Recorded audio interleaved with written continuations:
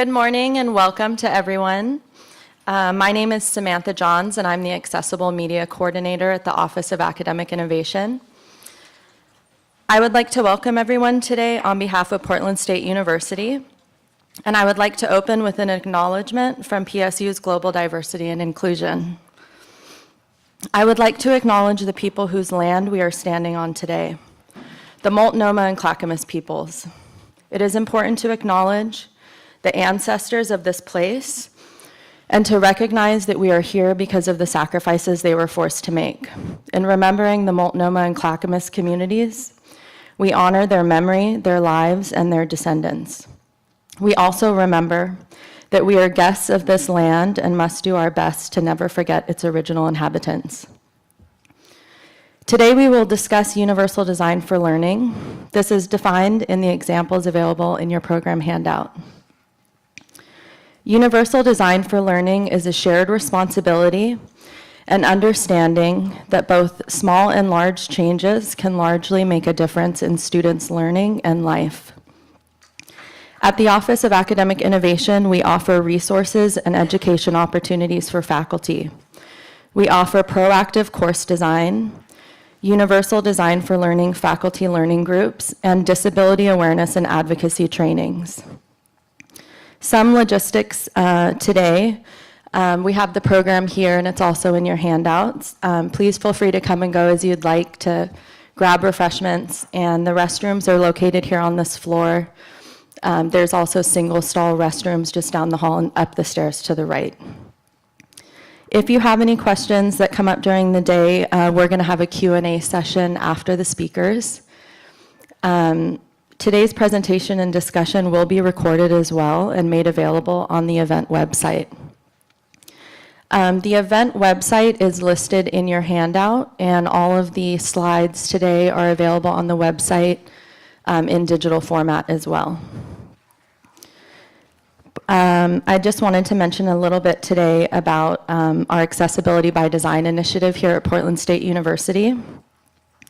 This initiative focuses on faculty support to develop campus-wide awareness, resources, and education about digital accessibility. The primary goal of this initiative is to ensure equitable access to digital learning opportunities across PSU by developing and implementing a plan that will build accessibility into all courses that use digital resources as a significant part of the learning plan. A high priority will be placed on fully online degree and certificate programs. Since this project's launch, it has grown and developed into supports for faculty education and time to get hands-on experience applying universal design for learning within the online course environment and face-to-face courses. The Office of Academic Innovation and the University Studies Department, a cross-disciplinary undergraduate program, have offered 4 workshops to faculty that run the length of 10 weeks. The group includes a small group of 5 or 6 faculty in varying disciplines who work through the Center of Applied Science and Technology, also known as CAST, Universal Design for Learning course evaluation process. This includes peer evaluation and accessibility evaluation, then culminates in faculty-led sharing sessions. Some of these participants are presenting today. We hope attendees will leave today feeling informed, inspired, and ready to speak more fluently about universal design for learning. We will also share various universal design for learning resources during the sessions, and we look forward to this meaningful discussion today. We're happy to welcome Gaier Deitrich, who has been working towards faculty awareness of universal design for learning for many years. It is our great honor to invite her to Portland State University.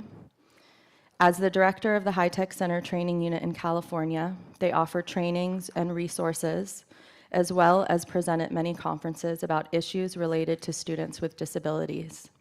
Please welcome me in joining Gaier Deitrich.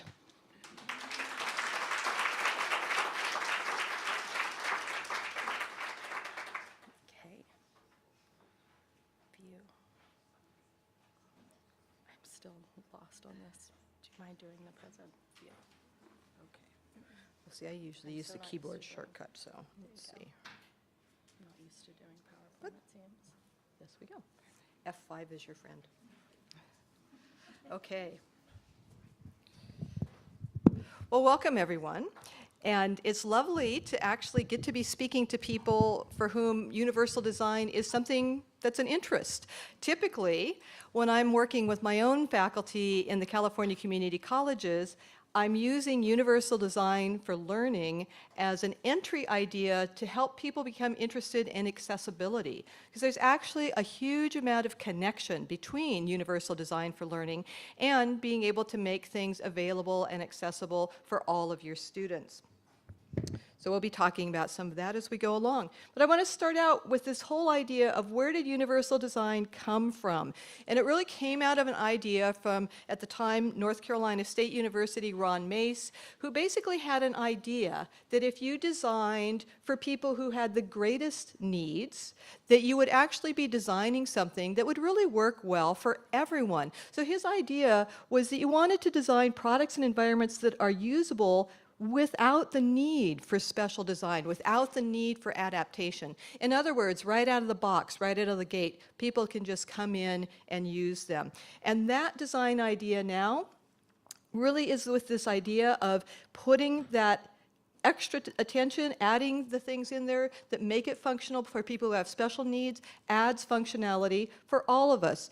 And that now has gone beyond just the physical spaces. We're applying that same idea in technology and eventually into universal design for learning as well.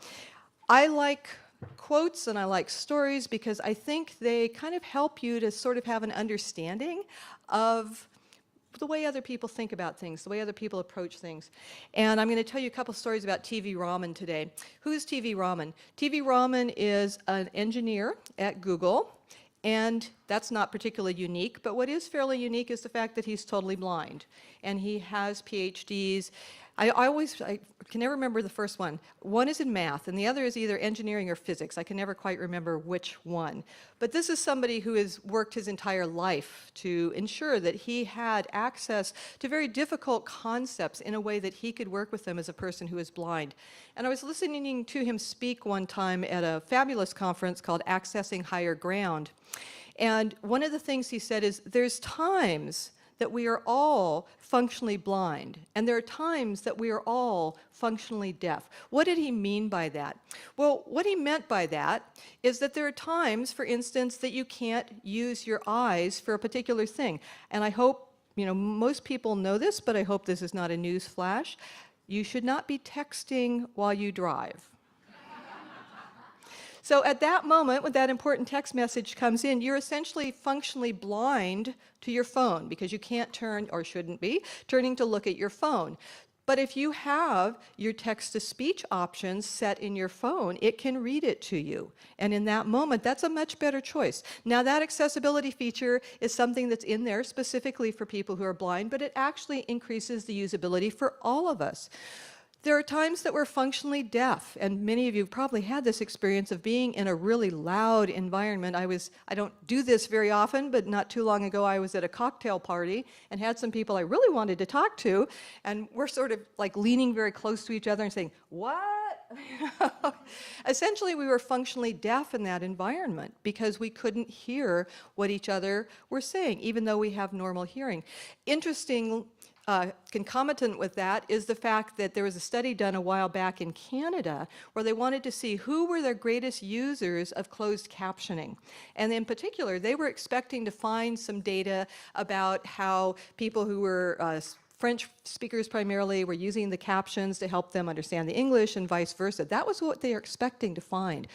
They didn't find that. What they found was that the primary users of captions was someone you might not expect. Couples in the bedroom, when one person wanted to continue watching TV and the other wanted to sleep. So what the point of Ron Mace, the point of TV Raman is that if we design things that are usable in many different situations by many types of people, it actually improves the functionality for every single one of us in those different situations. So I just have a picture here of a curb cut. There's a woman pushing a pram. There's a gentleman on a scooter. Curb cuts, elevators, all of these sorts of things, ramps, came out of this design idea of designing in a universal way so that it was usable by everyone. But it is not just individuals in wheelchairs who use elevators. I've seen a lot of perfectly able-bodied people use elevators to get to the second or third floor. And you know what? There's parts of the country still where they have things that are called sixth floor walk-ups. And that means you're literally walking up to the sixth floor. There is no elevator because there was a time before universal design was widely accepted when we didn't have the sort of advantages that we have today in terms of adding those features into the design. And the interesting thing is, when you design with that added access in mind, it doesn't take you any longer. It doesn't have to be any more expensive. It's just a matter of making sure that you think about it during your design process. If you think about it during your design process, it actually will add a lot of functionality and save you a lot of time on the back end. And that's something that people just don't necessarily think about when we're talking about accessibility and design. So expanding this universal design idea to universal design for learning, basically it's about multiplying your options. Just like we have additional options in the physical space where you have the options of ramps, you have the options of curb cuts, you have the options of elevators. It's that idea of teaching and providing learning experiences in multiple ways. So it is literally 3 principles: multiple means of engagement, multiple means of representation, and multiple means of expression and action. And I noticed in the handouts that you were given when you came in, very nice little definitions in there about these 3 principles of universal design for learning. So engagement, providing multiple ways to engage the learners. Now, I hope that this is not true, but someone who teaches the millennials and younger said to me recently, you know, there's a new saying in teaching: engage me or enrage me. I'm hoping that's not true, but I could kind of see how it might be, because when you have kids who are used to having such a media-rich environment, and now we pull them into this situation where they're expected to sit there and shut up and just listen to us, I don't know that that's a really good fit. They have other interests. And so multiple means of engagement, it's all about how can we connect with our students in a way that engages them more with what they want to learn about. I don't know if any of you have been reading any of the studies and information that's been coming out about co-requisite learning. It's kind of a big deal in my system right now. They're taking away a lot of the basic skills training and instead going to co-requisite types of education, where in addition to teaching your math class, or rather taking a math class, a student might also have a co-requisite that's essentially a math support class. And one of the things that they're focusing on in some of these math support classes is, you know, we're not just going to do a statistical analysis, but we're going to give students an option of do a statistical analysis about returning veterans, about abortion, about politics, about whatever it is that that student is emotionally engaged with. And what they're finding is, surprise, surprise, the students have no problem doing the math when they're emotionally engaged with the content. And so that's what we're talking about here, is engagement. Really, you know, this is like all those students who drop out because they say, you know, there's nothing in school for me. What they're saying is, you're not engaging me. You're not getting to my heart, to my needs, to where I live in my life. Multiple means of representation. This is presenting the content and information in different ways. This is where sometimes as instructors we have to think outside our own box and think, you know, is there something else that I can do? Is there another way I can present this? Is there another way I can represent this information? Is there another way that I can allow students to represent the information? And I'm going to give you some examples of this as we go on. And then multiple means of action and expression, giving multiple ways for students to be able to express the knowledge that they do have. I don't know how many of you saw the movie The Blind Side. It's about the life of Michael Orr, who is a football player. And for those of us who work in disability services, we could tell this person had a very profound learning disability. It wasn't that he couldn't learn. It was that there was a big disconnect between his learning and understanding and his ability to represent that learning and understanding in a written format because of issues that he had in his own brain. And one of the instructors in that film suddenly went, I'm going to ask him. I'm just going to ask him what he knows about this. Rather than just taking the written work, I'm going to actually engage him. And what they found out was he was learning, he was listening, but they needed to do a few extra things to make sure that he could actually express what he knew and actually represent the true knowledge that he did have. And I'll talk more about that as well. So this is kind of our roadmap. This is what we're going to be talking about for the next hour. Now, I've been working with individuals who are blind and visually impaired, I like to say, since before there was dirt. Literally, when I put the numbers together, it gets a little bit shocking. When you're in your 20s, you just never expect to hit 60. That's just, just saying. It's just, not there. But yeah, I have been working with people who are blind and visually impaired for over 40 years now. And it has never grown stale for me. And the reason is because in order to work with people who can't see, and especially with people who've never had a visual framework, I have to get out of my own paradigm and my own box and step into what is the world like from their perspective? How can I communicate this in a way that they can learn it and understand it? And frankly, I think one of the incredible things about being in education is the fact that we always have that opportunity ourselves to learn and to expand our perspective. Because expanding your perspective, that is really magical. And when you start recognizing that not everyone learns the way that you do, and start looking at how do other people do this, it expands your own reality. And frankly, I believe personally that's part of what the university experience is all about, is helping people to expand their perceptions and expand their reality. Because there's a really interesting thing. For individuals who are differently abled, they interact with the world differently. They experience the world differently.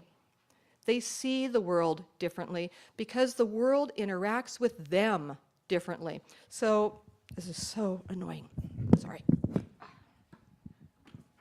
I'm a walker when I talk, and this is, I feel like I'm chained down. Maybe I can get an inch here. At least I don't have to have the podium in between me. Sorry. Rant. As a speaker, it's like, why do I have to have this big box between me and you? I don't, just right there, it's setting me up like I'm some sort of expert and you're not, and I don't like that. So the thing to understand about this is every single one of us comes to our personal perceptions and perspectives about life based on how life interacts with us. If you're in a wheelchair, I've talk to people about this, and most of them will say often they will go into an environment and people will not meet their eyes. They will not look at them. They look right over the top of them. Sometimes coming up to a counter, you can't even get the person at the counter to engage you. It makes us feel uncomfortable when we see someone who we think, oh gosh, that could happen to me. And it's like, well, if I don't look, maybe it won't. Now contrast that with a friend of mine, and I'm from the Santa Cruz area of California, which is Central Coast. Some of you know that area, Monterey, Carmel, it's that part of the state. I have a friend who is just an incredibly gentle soul, and honestly, one of the most beautiful men I have ever personally met in my life. I mean, he's literally one of those people, he walks in the room and women of all ages just kind of go, oh. You just can't help it. I mean, he is really, when they say drop dead gorgeous, he is the definition of that. And, he's got, really beautiful kind of sandy blonde hair, and he's a surfer dude, and he's really buff, and, so it's like in the Santa Cruz area, he's got it all going on. His perception of life is that life is a wonderful thing, that people are always really friendly and really helpful and go out of their way to help you no matter what. And life always treats you really, really well. Because that's his personal experience of how life treats him. Now you have students who have backgrounds that if you actually knew all of the ins and outs of their backgrounds, you would be amazed that they're still standing and still actually managing to be in school. You know, you have people who've come from broken homes. I know one person who, you know, her mother abandoned her at 2 because she was a drug addict, and then the courts kept giving her back. Like every year they'd pull her from the foster home she was in and give her back to her mom until her mom lost it again, and then she'd be, you know, living there in squalor with no food for a while until social services finally realized, oh my gosh, we have this child in danger here, and then they'd come and get her, and then they'd give her back. That's got to impact how you view life. You have students who have been veterans in a war zone, who face things that most of us can't begin to imagine. You have people who have come from refugee situations where they were in refugee camps. And then we expect them to give us the same responses on essays that everybody else does. If you're an English teacher and you're asking people to write essays from personal experiences, be prepared for what you're going to get. And don't judge the fact that, you know, they may have a really different life experience from what you have. So just recognizing that is just an incredible opportunity for all of us. So I think that universal design is a great way of giving us an opportunity to really engage that idea that we need to start just stepping out of our own shoes and step into someone else's and say, what might it be from their perspective? If you truly are not just a teacher, but an educator, personally, I don't see how you can not embrace this idea. If you really want people to learn your subject, if you are passionate about your subject and you want other people to learn your subject, this is how you do it, is by actually finding different ways of engaging. So I want to tell you a few stories to help you expand your perspective. And I find stories are really useful because it really helps us have that same emotional experience. You guys know there's been research done about that, right? That when you actually are hearing these things, it impacts your body. When you really engage with a story, with a movie, with somebody's experiences, your body reacts to what they're saying. So I want to tell you some stories. The first one is about the preschooler in the 4 walls. Little guy. He's, you know, about 4 or 5. He's going to preschool, like many little ones do, and he's totally blind. And he gets into the classroom, and he's just kind of struggling. You know, there's a pattern. You're supposed to come in, and you put away your lunch and your coat, and then you go to, you know, get your little rug out of your cubby, and then you go to your circle time, whatever it is. They have this little patterns that they do. Well, he was just struggling. He just wasn't getting it. I mean, in the beginning, it's, you know, all the kids are kind of confused, but he wasn't coming out of that confusion. His little friends would take him, they'd sort of drag him around. Okay, you need to go over here now. And, you know, so he was doing what he needed to do, but it just kind of wasn't working. So after a while, the instructor, who was a mainstream teacher, said, you know, I realize I'm kind of out of my depth here. And she brought in a specialist, somebody who was an orientation and mobility specialist. These are people who are specifically trained to work with individuals who are blind, to teach them to use dogs, to teach them to use white canes, to teach them how to navigate their environment, how to do their daily living skills, that sort of thing. Which, if you haven't thought about it, it's like, wow, how do you do all that stuff if you can't see? It's kind of not as easy. I mean, just try it one day and you'll figure out, yeah, that's, wow, how do I know there's still something on my plate that I need to eat if I can't see it? All of these sorts of things. So the specialist came in and she said to the little guy, so I hear you're struggling. And he said, yeah. He said, I don't know, I'm just really confused. And he said, my little friends, you know, they help me, but I'm still just really confused. And she said, okay, well, let's see what we can do about that. She said, so let's start with the basics. She said, how many walls are in this room? And he said, I don't know. Now think about it. He's a little guy, hasn't had a whole lot of life experience yet, learned from a really young age it's not okay with sighted people for me to go around and touch things. You know, as soon as the little blind kid gets out of their own home, what they start hearing is, don't touch that. Can't touch that. Yeah, I know that might sound really interesting, but we can't touch that. So that's their primary means of engaging with what's there, and it's denied to them at a very young age. So he didn't know. He hadn't gotten around to feeling all of these different things. He didn't know. People weren't letting him do that. So she said to him, how many walls do you have in your bedroom at home? Because she knew he'd been allowed to explore that space. And he said 4. So she said, yeah, good, that's right. And she said, well, just to let you know, most rooms have 4 walls. But we all know rooms that don't. right? We all know rooms that have 6 or 8 walls. We've seen rooms where there's so many cutouts in them, you don't know how many walls they have. If you actually counted them up, it might be, dozens. So it's not predictable. But if you can't see, you can't generalize to that larger case because you don't have sufficient experience to do that. Now, this is an issue that we can have with our students. There may be some fundamental concept that we think is just a given, but that they don't have. And without that fundamental concept, they can't generalize to the broader case. So how do you know? How do you know? You get them to verbalize their process. Let me give you a specifically academic example. I was working with a little girl who was struggling with math. She was in a first grade. She was struggling with math. And one of the concepts she was struggling with was same and different. Odd and even. And I said to her, okay, odd and even, this is kind of hard. And she said, yeah, it's just really confusing. And I said, okay. I said, well, how do you know if it's odd or even? And she said, with great authority, it's always one more. Clearly, someone had told her that, and she'd gotten that it stuck. It's always one more. I said, well, that's right, but how do you know where to start? And she said, I don't know.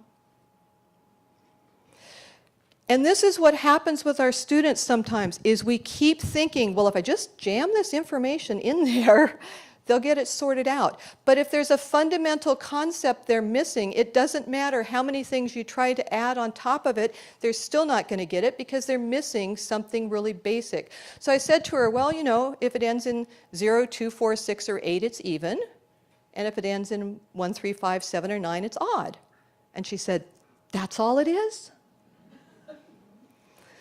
Suddenly, this concept that had totally baffled her was perfectly clear. But it didn't matter how many other ways people were trying to say it, because they were building on the expectation that she already had a piece of knowledge that she lacked. Now, you've got students coming to you from a lot of different backgrounds, a lot of different social strata, a lot of different areas, sometimes even of the world. They are going to have different basic fundamental concepts that they learned growing up, which may or may not meet your expectations. But if you can find a way for them to verbalize the process, even if it's in a peer group kind of a setting where people work, one-on-one with each other for a while and kind of talk about, what do you know about this? Find ways to help them verbalize, because then you can step in and figure out ways to help the students. But if they don't know something that's really basic, fundamental, and you don't know that they don't know it, you now are not going to communicate in the same way that you think you will. Same little guy got to be a little bit older. Now he's in first grade, and his first grade teacher really wants to reach into his world and try and connect with him. And all of the other kids in the classroom are doing same and different, understanding that concept, and it's based on pictures on paper. Well, he obviously can't do pictures on paper because no matter how many times you run your hand over it, it doesn't magically become something you can tell. So she said, okay, I'm going to find these things that he can touch and he can feel, and then he can sort those, some actual tactile objects that he can use. So great, good idea. Only it wasn't working quite the way that the teacher thought it should. So again, she brings in the O&M specialist, and they have a little discussion. And so the orientation mobility specialist sits down with the little guy, and they do the activity. And he feels, he's acting very confident about what he's doing. He seems to think that he really knows what's going on. And so he had 2 in the pile that he said were different, and the O&M specialist pulled them out and handed them to him and said, so these are different. And he said, yes. He was very sure they were different. Now, she did something that the mainstream teacher had not done. She said to him, how come? How come they're different? And he said, well, obviously they're different. And he flipped one of them over and he said, look, this one has a sticky spot on the back where the teacher had removed the price tag. In his world, he was correct. They were different. And this happens to us sometimes with our students. We always assume that our perceptions are the correct perceptions. But it may be that the student has a different perceptual reality that they're coming from that says, you know, I don't agree. I don't think that's right. I think it's this other way. And the only way that you can know is by being open to your student's perceptual reality and basically saying, how come? How come do you see it that way? By the way, how come is much less threatening than why. What do we do when we hear why? We all go, I mean, we just cringe inside, right? Why did you do that? We suddenly become 5. It was my brother. Of course, in my household, that was usually true.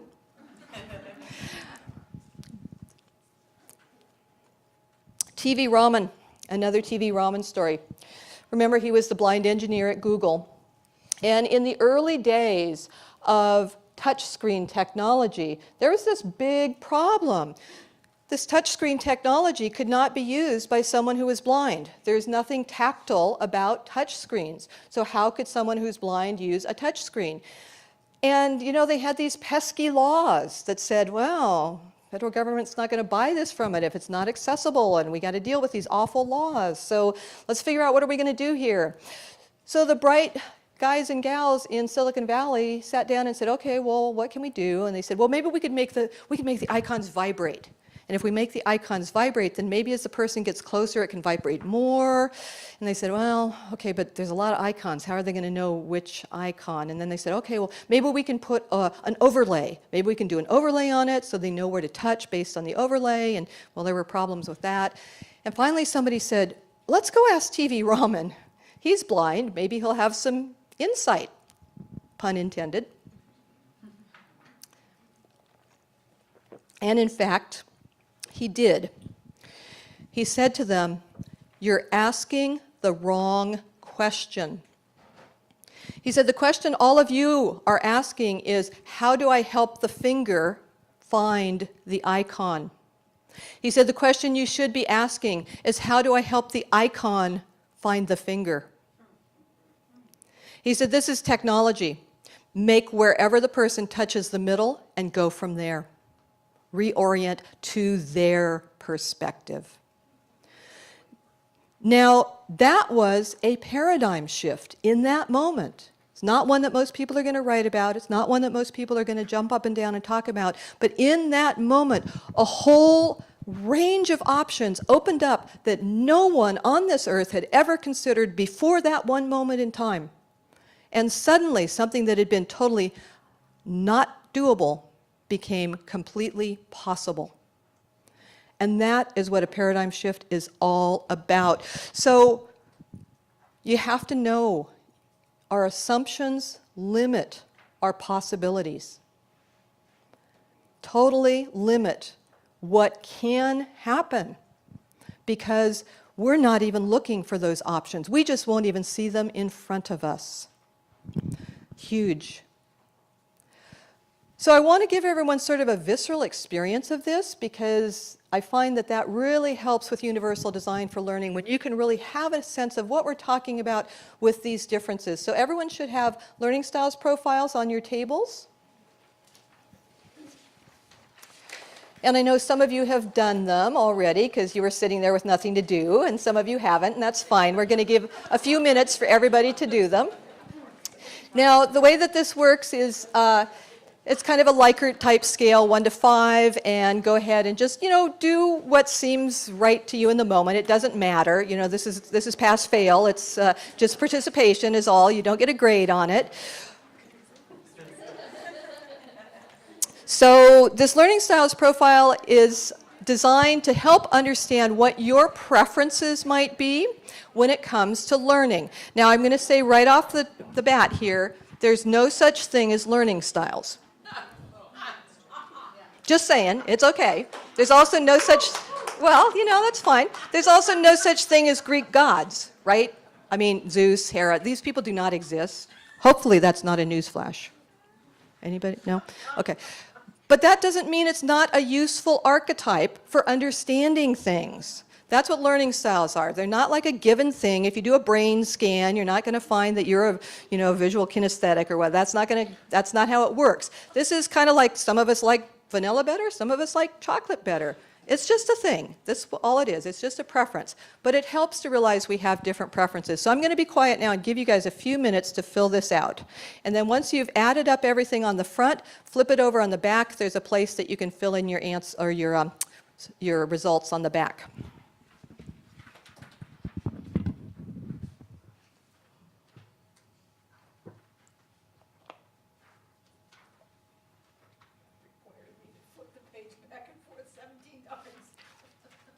You just wait till the end and then flip it.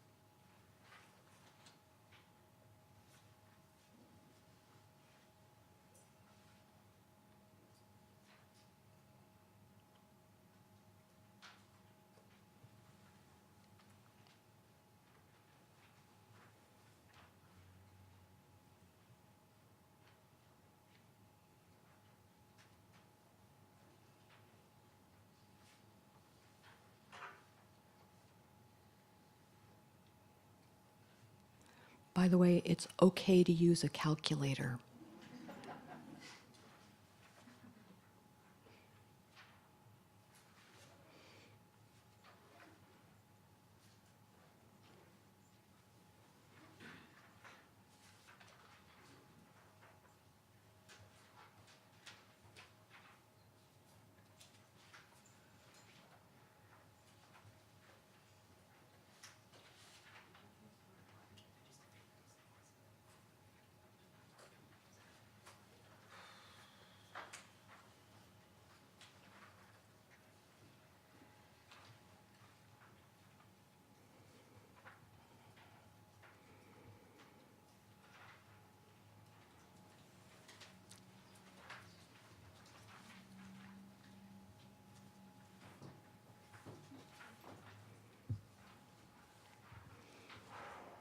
So as you get finished, go ahead and look around, see if you find somebody else who's finished, and then we're going to have a few minutes of discussion about if you had any aha moments about it, or if you kind of went, oh, I guess I really do prefer getting information that way, or gosh, just realized my husband, my son, my brother, sister, wife, whatever, prefers getting information this other way.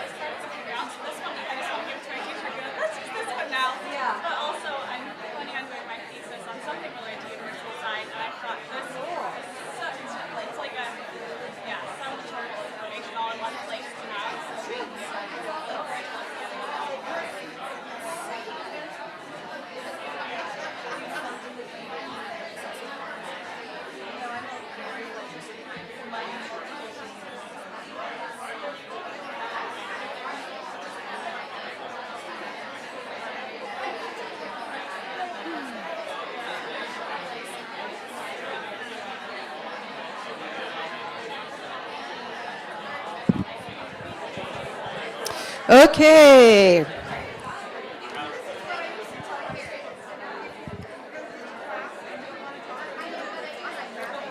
So I'm curious, how many of you had actually done a learning styles profile in the past? How many of you are kind of, oh, actually a lot of you. I really like this particular one for a number of reasons. One is I really like the way the authors of this particular profile broke out visual into visual graphic and visual written, because they are really, really different.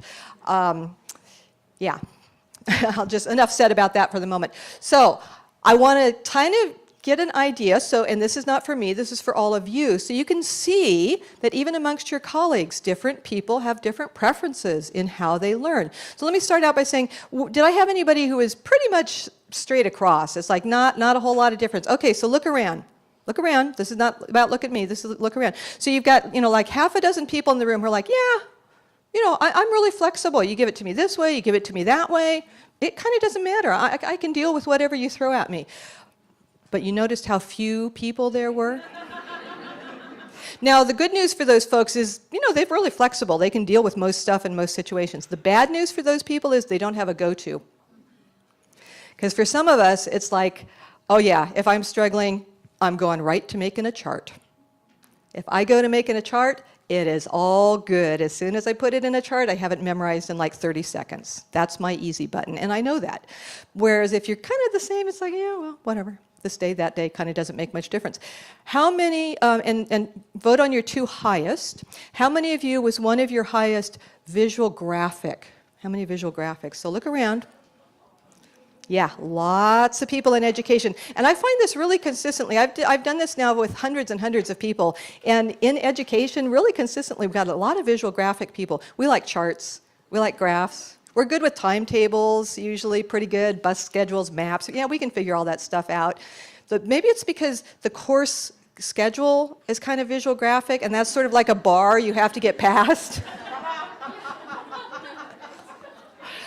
Okay, who are my visual writtens? Visual written. Still pretty fairly high, not quite as high. I'm not. I'm visual graphic and kinesthetic. And I have one of my staff members whose highest is visual written, and I just look at him going, OMG, do you really have to write out the entire thing in words first?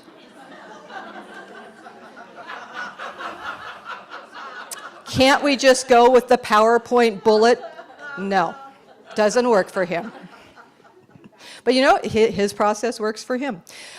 Who are my kinesthetics? Yeah, notice, look around. Not quite as many, but quite a few still. We're our learn by doers. We're the ones, don't bother me with the stinking instructions. We're the ones, you just give it to me and I can figure it out. If you give me some time with this thing, I'll figure it out. I don't understand why everybody can't just figure out how to troubleshoot a computer. It's like it's so obvious. You just start messing around in there and you get it figured out. Now, ironically, my network technician is not a kinesthetic. It's like, I just have to step away. It's like, okay, I know in 3 hours you're going to get this sorted, and I don't have the 15 minutes to spend in to do it myself, so you go do it. It's okay, it's all good. He gets it done, and he's right when he gets it done, but it takes a while. Okay, now this is the really big one. How many auditories? Look around. Look around. How few people for whom auditory information is their preferred method of obtaining information. Because what do we do in our classrooms? Yada, yada, yada, blah, blah, blah, blah, blah. Why don't you understand what I'm saying to you? Why aren't you listening to me? I'm listening.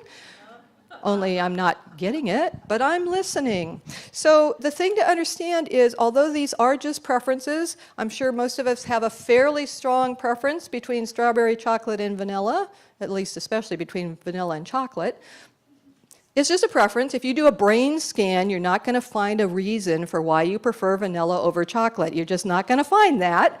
But the fact is, it's a preference. And so are these things. It's not we can't, but we do have rather strong preferences. People who are low on auditory, and notice that was most of the people in the room, were often better face-to-face than over the phone. Or the new version of that, We text. We send email. I recently had a situation where I had people who were emailing me and getting angrier and angrier and angrier about the fact that I wasn't responding, and it was an old email address that I don't use. Did they pick up the phone and say, what's up? No, they just continued to send angrier and angrier emails. It's like, really?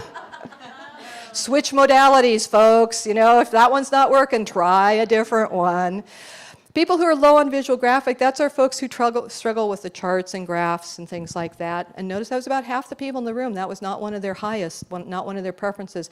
There are certain classes that I teach. When I started teaching them, I made lots of charts because that's the easy way to learn, right? Visual graphics, we all know that. That's the right way.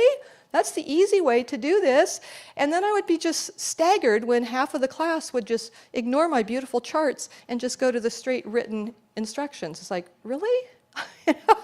But after working with hundreds of people, I realized, yeah, really, there are people who actually don't like charts. And really, my condolences. It's like, they're so cool. But of course, that's just because I like them.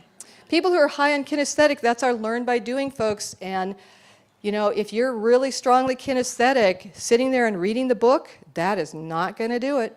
These are the people who say, you know, let me, you know, once I actually do it, then I know it, but I don't know it until I do it. That's your kinesthetics. So I've had quite a few people come out of here with aha moments. One of them was, and in this particular presentation, when I asked, you know, if anybody had anything that they wanted to share, this woman was almost literally out of her seat, standing up with her hand raised. I mean, literally, she's standing there waving at me. It's like, okay, you got something to share. I get it. So she wanted to share this story because it had just happened and it was so immediate for her. And she had just had a big wake up about why did it happen. She was highly auditory, very highly auditory. The rest were fairly low. She really liked that auditory processing, which also meant that she liked to talk things out. A lot of auditory processors also like to talk things out. And she said this had just happened. The night before, she had said to her husband, okay, you know, we have this thing that we have to do tomorrow. Remember about this thing? And he was like, uh-huh. And she said, but I just knew it hadn't gone in. Just knew he hadn't really gotten it. So she said, but you know, I'm really auditory. So I thought of another way to say it. So she said it again. And she said, but you know, she still didn't have that warm feeling in her gut saying, yeah, this worked. But she thought of a third way. And so she said it a third way. But she went to bed thinking, I don't think he's going to remember. I don't think this went in. So the next morning, right before they leave for work, she says to him, honey, remember, blah, blah, blah. And he looked at her in absolute seriousness and said, you can't spring these things on me at the last minute. And she said, but I know him, and I realized he's really visual graphic. She said, all I have to do is put a chart on the refrigerator, and it won't be a problem. And I said, yeah, that's right. That's what you need to do. But honestly, it was like that paradigm shift with TV Ramen saying, don't worry about the finger finding the icon. For her in that moment, it was a paradigm shift where she went, oh my gosh, all I have to do is do it slightly differently, and it's going to work so much better. And she said, I think you might have just saved my marriage. This one was very touching. I had auditory father, kinesthetic son. It was the son who was in my class. And he said that when he was growing up, his dad was always trying to tell him how to do things. And it just wasn't working for him. He was extremely kinesthetic. The others were really low. And he said, you know, I'm one of those people, if once I get my hands on it, I just know how to make it work. He said, but I would try and listen to my dad, and I would try and do it the way my dad said, and it would just never work. And he said, and it just always ended up being a huge fight. And he said, but I realize now my dad is really strongly auditory. And he said, I realize he was just trying to help me.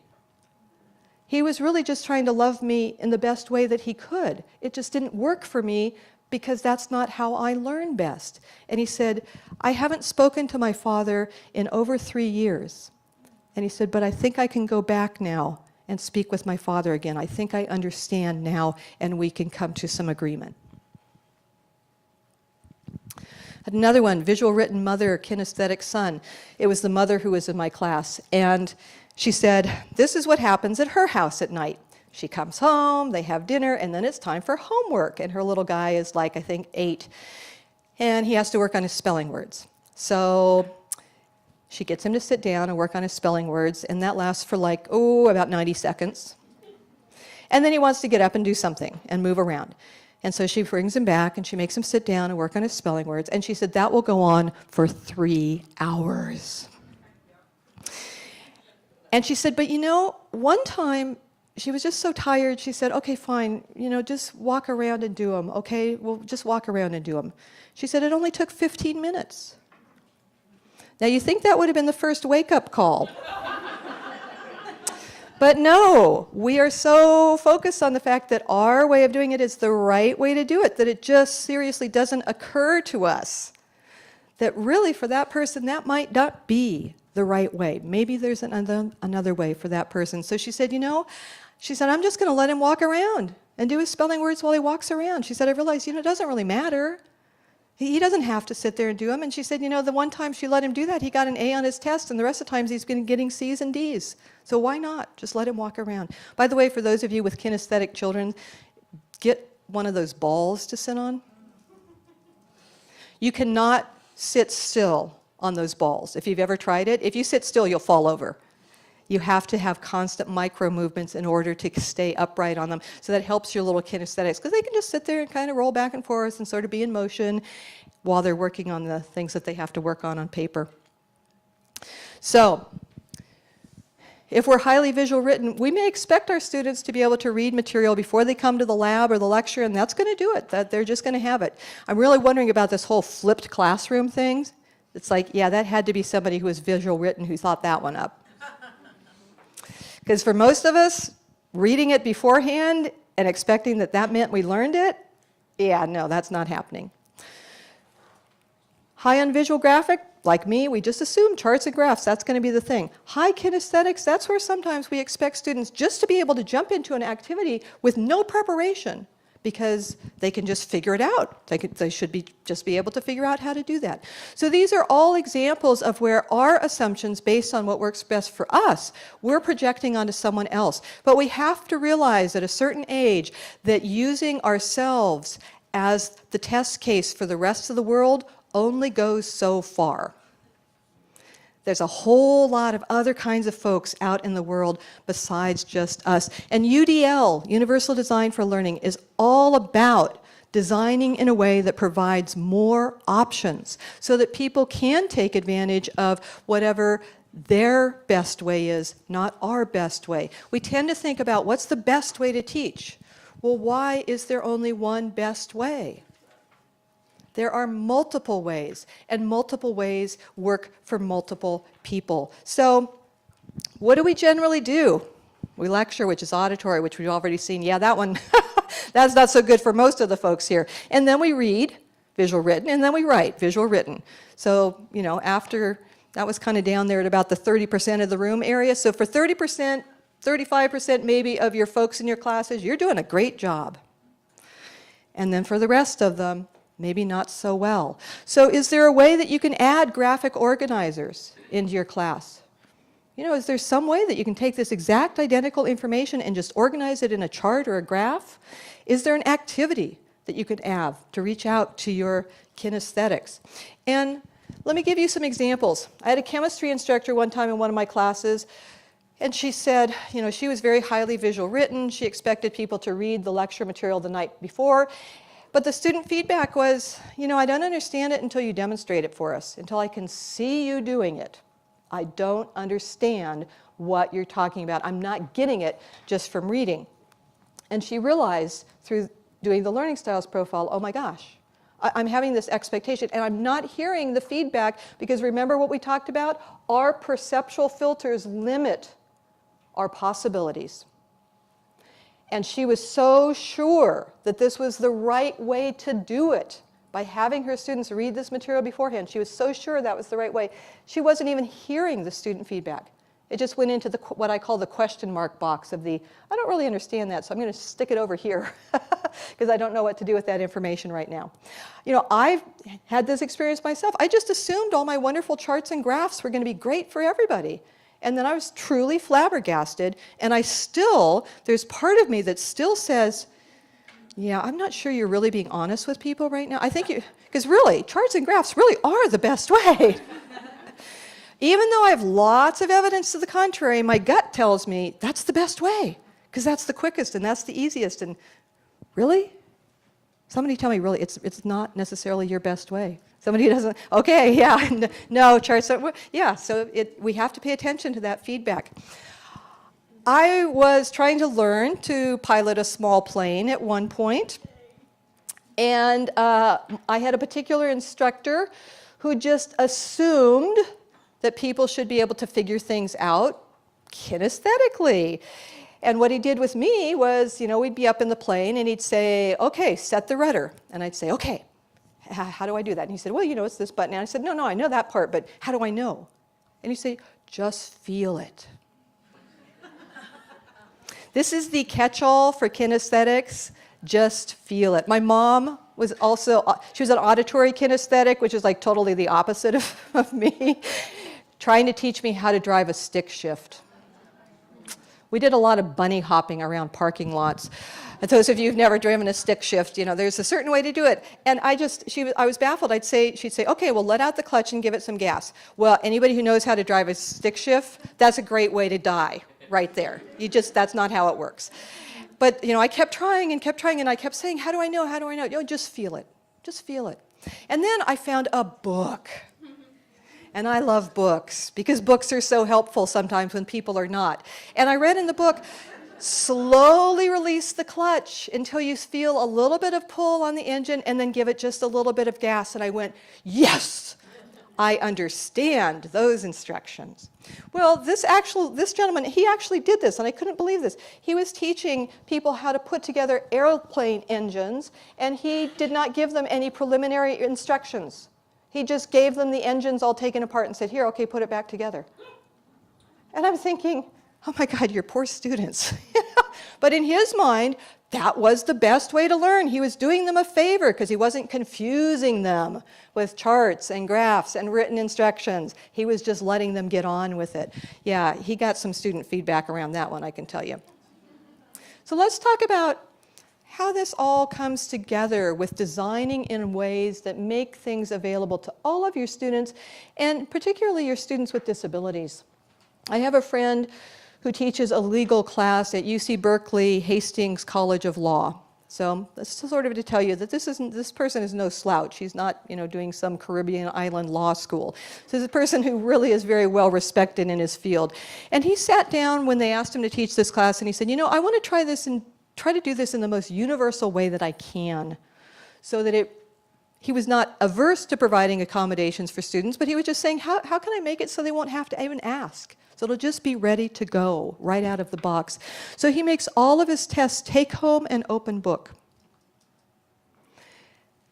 All students are allowed a week. And because there are people who can just write and write and write, he limits their writings by word count, not time. So they're limited to a certain number of words, which also kind of helps with some of those plagiarism issues, because you can't just go on and on and on. So when you're thinking about assessment, what are you really testing? Because I'm afraid that a lot of times what we're testing is our students' ability to stay cool under pressure. Now, that might be appropriate if you're training people to go out in the field in the military, but I'm not sure that's appropriate for people in the college setting. And I can tell you that I have friends who are very smart people who have such intense test anxiety that you never actually get to see what they know, because they're so verklempt inside about, oh my gosh, I've only got an hour, and how am I going to do this in an hour? And they just literally can't test. I also wonder how often we're testing short-term memory. So, full disclosure, I was a zoology major. So, What's a zoology major? That is a person who spends all the time learning about the habits of animals and their habitats. And somebody said to me one time, well, what's it all about? And I said, well, basically it's about food and sex. What do they eat? How do they procreate? Where do they live? It was a great major, but it's a huge amount of memorization, just a huge, there's thousands of animals out there, and we had to know every single one of those names and what they ate and where they lived and who else they were related to, because it's also about, their families and all of that sort of thing. And I was fabulous at that major. I graduated with honors in that major. But I had a girlfriend who was going through at the same time who had been in an automobile accident. And one of the things that can happen when you hit your head in accidents is you have issues with your short-term memory. It is one of the areas that's often impacted in that kind of accident. So her short-term memory was very poor. But to this day, over 30 years later, she will say to me, do you remember Professor so-and-so's class when he talked about such and such? And I'll look at her and go, not really, kind of, maybe a little bit. And then she'll launch into this thing about what we learned and how she's using it now and blah, blah, blah. And I think, I got A's on the tests and she got C's on the test. Who learned that material better? Because I would argue she did, but she couldn't show it on a test because of her short-term memory issues. She was one of those people who needed to have the cheat sheet and the memory cards and those sorts of things. Not because she didn't understand the material, not because she was trying to cheat, but because her brain, while she was recovering from that head injury, did not have the capacity to pull out that short-term information. The other thing is, for many of your students, are there any real-world parallels that you can use when you're teaching? Like my friend at UC Hastings College of Law, he said, I said, well, wow, that's an interesting way to test. I don't have too many people talk about this. And he said, well, I wanted something that was real. I wanted something that made sense to future lawyers. He said, I give them a week because lawyers have to work under some sort of time limits, but they're not expected to come up with things instantly. That's not the way the law works, Lawyers don't come up with instant answers for you. He said, it's open book because lawyers have to learn to use references. That's part of the learning for that field. They're not expected to have every sort of aspect of law memorized. They're expected to be able to find it. There's a word limit because that is also expected in that profession. And I said, you mean they call them briefs for a reason? That's not really been my experience, but apparently. And he said he's never been asked for an accommodation on the test because people just don't need them. Again, not that he'd be unwilling to do it, but if they want Braille, they can just take it and they've got a Word document and they use their refreshable Braille display, boom, they're good to go. If they want to hear it electronically, they've got the Word document, they just listen to it with their text-to-speech tools, they're good to go. And they can sit at their own computer using their own technology and work on this. So I would just challenge you to say, is there a way that maybe you can do that as well, that you can find some real-world parallels? So I want to give you a few examples of things that you can do right now. I travel a lot, and one of the things that I found is I stay in a lot of Marriotts, and there's a particular kind of property they have that's all like, it's kind of like condos. It's all these little buildings. And so when you come up to the counter, and they have to be trained because they all do this the same way. They give you a map. They point on the map, here's where we are, here's where your building is. They circle it, they draw, usually with a highlighter. Sometimes I've seen pen, but usually with a highlighter. They draw the path of travel to get there. They orient it from your perspective, and then they go back over it. They draw with their finger over their highlighting, and they point to show you this is where you need to go. So they're hitting your visual graphic, your kinesthetic, your auditory, not so much visual written, although kind of because it is on the map and the instructions are on the map. Somebody thought this through. So this is not something that applies just to teaching. It applies in a lot of situations in your life. Having those multimodalities, describing, drawing, pointing, using the color, those are things that you can start implementing right now with whatever you're doing. So maybe right now you're lecturing, you're providing readings, you're asking for writing assignments. Think about that. Graphic organizers, some sort of creative activity, some sort of hands-on. Is there room in the way that you're teaching to add some of those things? I had a history instructor come up to me and say, well, I can't do any of this. I teach history. So I told the history instructor something that someone had shared with me. She said it was the best class she ever had. She said she came in, the instructor, he took a piece of tape, and actually I think it was not on the floor, actually. I think later she said it was on the wall. He just taped it off, and it was marked with different time periods. And it was done, accurately in terms of the distance, so you got a sense of the scope, and then all the students had to walk this with him as he went through, okay, this time period, this is what we're going to cover in the class. And then when it came to time for testing, the students actually picked one of the time periods, and then they found something to represent that time period. They brought it into the class, and then they had to give a talk to the rest of the class about how this represented the time period, why they had chosen it, and what they had learned about this process. She was a person who was into cosplay. You guys know that? I've got friends who are like uber Trekkies who do the whole costume play thing. Actually, and one of them is an engineer. And he took all of his wife's costume materials, laid it out on their bed with graphics, with arrows and identification. This goes with this costume. He said, "Can you believe she has to have 3 different pairs of boots?" So cosplay folks, they really get into the details. And she said she picked a particular time period. She made a costume. She researched the details. And of course, when you research costume and design, you also research why was it like that.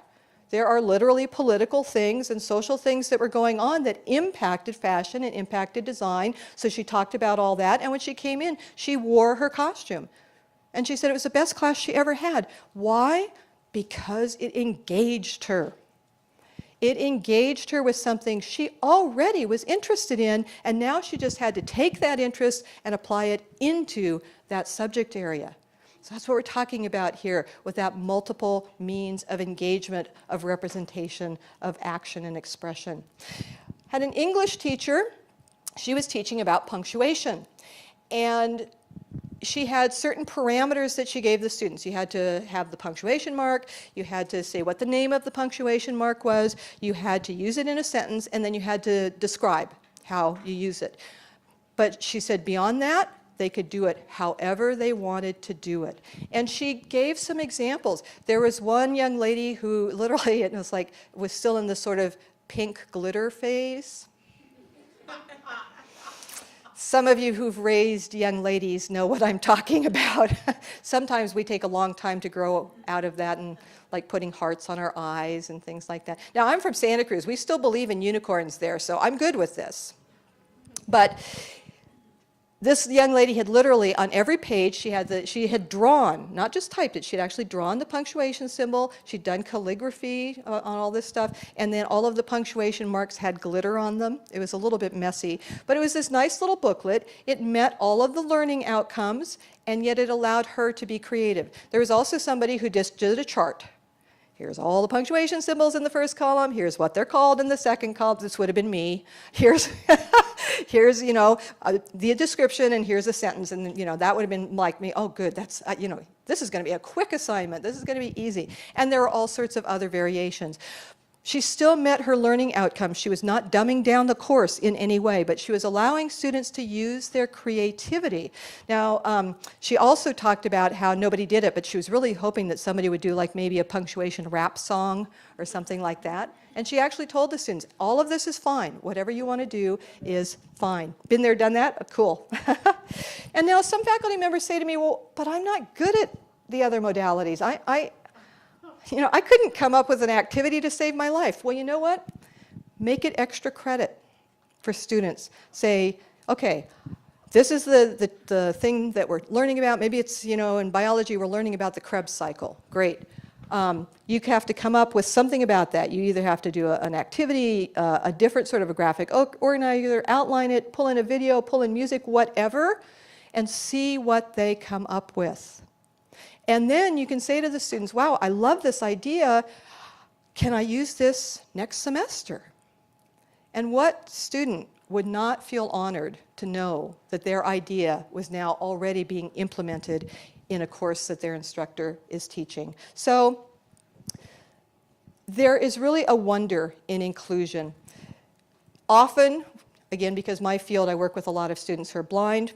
We have students who are blind who've taken art history. Yes, they do take art history. And deaf students take music. Sorry, hope I'm not bursting anybody's bubble there, but yes, it does happen. So the art history teacher was pretty freaked when she found out she had a student who was blind taking her art history class. But she said, you know, what are my learning objectives? I don't expect somebody to visually look at something and to say, oh, that's by Van Gogh. She said, what I expect them to be able to do is to look at something and say, okay, during that time period, this was what was happening, and these were, you know, the things that people were influenced by at the time, and be able to talk about other painters at the time. So she said, you know, okay, I can say, you know, it's the painting Starry, Starry Night. Great, the student can do all of that other stuff. She just did that identification. She did a lot of tactile graphics. Those are graphics that people can feel. She had the different columns, the Doric, the Ionic, the Corinthian. Wow. There is a memory in there somewhere. And, you know, made it tactile graphics so that the person could feel it, so they could talk about what is the differences. She did a lot of 3D models. And she said it was the best teaching experience of her life because it made her think about her subject matter in a different way, and she got excited about her subject again. Had a teacher who had a blind student in biology, and she also came up with a lot of three-dimensional models. So one of the things in biology that we learn about, it's called a flatworm. It's a basic little simple animal, and there's certain reasons that we use it, including the fact that it's small, and that's good. But, you know, it has eyes on the top of its head. It has a feeding tube in its belly, you know, direct entry, not forget the mouth thing.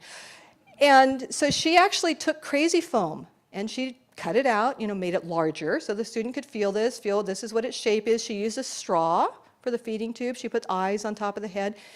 And then she had, for the something in biology we call the sodium-potassium pump, she actually literally set up a little diorama type thing where it had little flywheels in it and marbles going across, and so that people could see, oh wow, this marble, that's small enough, it goes directly across, but this other one's bigger, so it has to go into this channel with the flywheel, so it takes energy to move it in.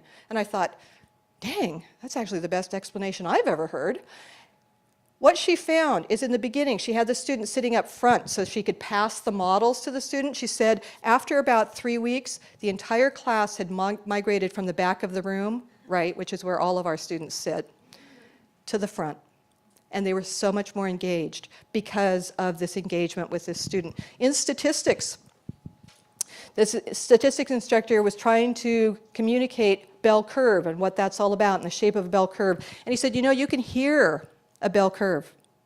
He said, listen to popcorn popping.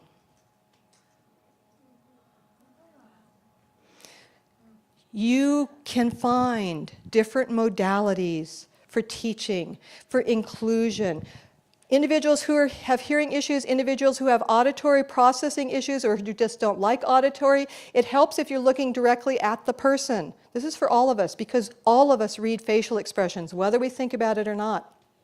Building in pauses. People who don't take auditory information in easily, and remember that was like 99% of us, it helps when you can allow that processing time so that we go, what did that person just say? Oh, okay, let me process that. And pointing, using gestures, using visual reinforcement, including captions. I know there's a lot of resistance around captions, and for some people it is sensory overload, but for many people, being able to see and hear at the same time is huge, especially when it's new vocabulary in a learning situation, and there's been a number of studies on that. It may be overload sometimes, but when you're learning new vocabulary, seeing and hearing it at the same time is huge for a lot of your students, disability aside. People who have vision issues, who are not strong visual processors, this is where we want to use concrete terms. We want to just excise this, that, here, there, and the dreaded thing. Get that thing over there. There's no content. So I have a story for this one. I was in a program in Chicago, and they kept sending us on architectural tours. And Chicago's an amazing place, and we were walking on those architectural tours. But everyone was like, and you can see this building, blah, blah, blah, blah, blah. And I could never figure out Which building? Exactly. I was spending the whole time being like, which building? And I'm not that visual, and it's something I know about myself, but like, oh, it drove me bonkers. Yes. I'm sure our professors were like, it'll be great. We're going to